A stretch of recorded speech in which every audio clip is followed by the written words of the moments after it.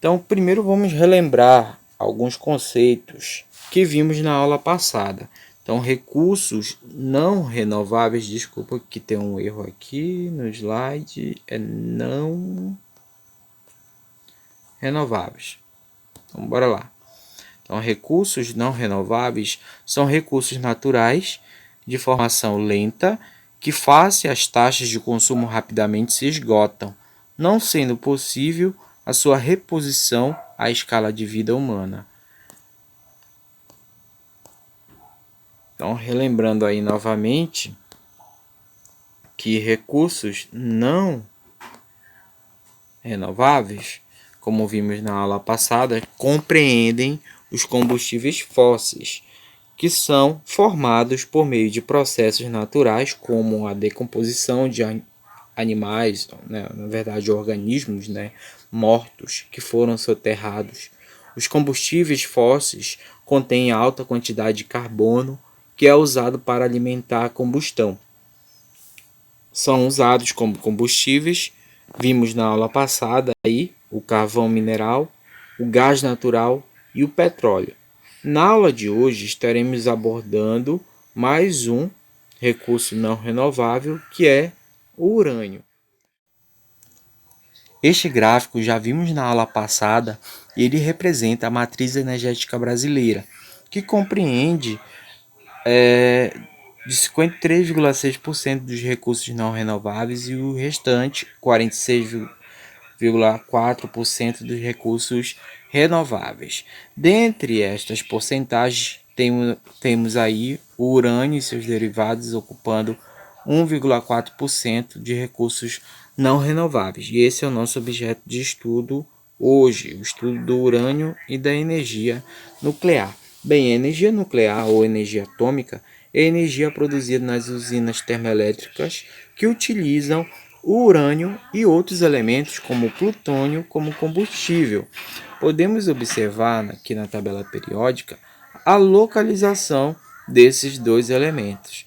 O urânio ocupando aí a posição 92 e o plutônio 94. Vamos conhecer um pouco mais desses elementos químicos. Então, o urânio ele é um metal de símbolo U, número atômico 92 e massa atômica 238, e a sua densidade é 18,7. Ele é extraído do óxido de urânio, ele é pouco radioativo, o átomo de urânio pode sofrer fissão, libertando aí considerável energia quando atingido por um nêutron. Já o plutônio, ele é um metal também de símbolo Pu, o número atômico 94 e sua massa atômica é 244. Ele é obtido artificialmente a partir do urânio. Então, a propriedade de cindir-se por bombardeamento por nêutrons confere-lhe aí grande importância, sendo utilizado nas bombas atômicas. Então, o princípio de funcionamento de uma usina nuclear é a utilização do calor para gerar a eletricidade. Então, o calor é proveniente da fissão dos átomos de urânio neste caso. Então, temos aí um núcleo de urânio ficcionável, no qual é atingido por um nêutron incidente. Este núcleo ele sofre fissão, ou seja, uma divisão, e a liberação de energia. Também a liberação de um novo nêutron incidente. Esse nêutron incidente atinge novamente outro núcleo, liberando novamente grande quantidade de energia. Então acontece aí uma reação em cadeia, como a gente pode perceber aqui. Temos o urânio sendo atingido por um nêutron, urânio 235 passa a ser 236, e logo em seguida a fissão deste núcleo, produzindo o bário e o criptônio, liberação novamente de nêutron e grande quantidade de energia. Esses nêutrons que saíram a partir dessa fissão vai atingir novos núcleos e acontecer novas fissões e liberar grande quantidade de energia, tá bom? Acontecendo aí a reação em cadeia. Essas reações em cadeia acontecem no interior de reatores que estão na usina nuclear. Vamos ver como funciona uma usina nuclear. Então, as usinas nucleares contêm estruturas que é denominada vaso de pressão, como você pode ver aí na imagem. É nesse vaso de pressão que você vai encontrar o reator e onde está as partilhas de urânio. Lá está acontecendo a reação em cadeia, como a gente viu anteriormente, com a produção de energia, liberação, na verdade, de grande quantidade de energia a partir da fissão nuclear. Nele há água que é usada para refrigerar o núcleo do reator, onde está o combustível nuclear. Então a água circula no gerador de vapor, como você pode ver aí, que é uma estrutura chamada de circuito primário. Toda essa parte amarela é o circuito primário. Quando o circuito primário aquece, ou seja, devido ao calor extremo a partir da fissão nuclear, uma corrente de água passa por dentro do gerador, que é o circuito secundário, e dentro do circuito secundário, a água é transformada em vapor. E é isso que faz com que as turbinas se movimentem e gerem energia elétrica. Ou seja, a partir do momento em que a água é transformada em vapor lá no gerador de vapor, esse vapor passa para a turbina, faz a turbina se mover. A turbina ela é ligada a um eixo do gerador elétrico.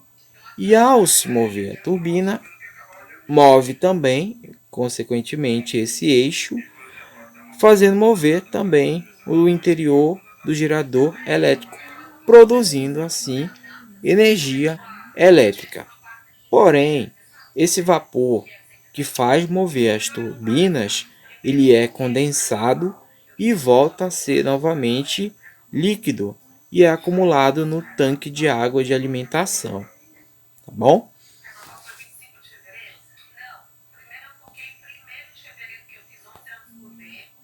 Temos algumas vantagens para o uso da energia nuclear. Como? Não contribui, na verdade, para o efeito estufa, não polui o ar com gases como o enxofre e o dióxido de carbono. A central requer pequenos espaços para sua instalação, ou seja, não precisa de uma extensão territorial muito grande, assim como as usinas hidrelétricas. Não depende das condições climáticas e possui grande disponibilidade de combustível.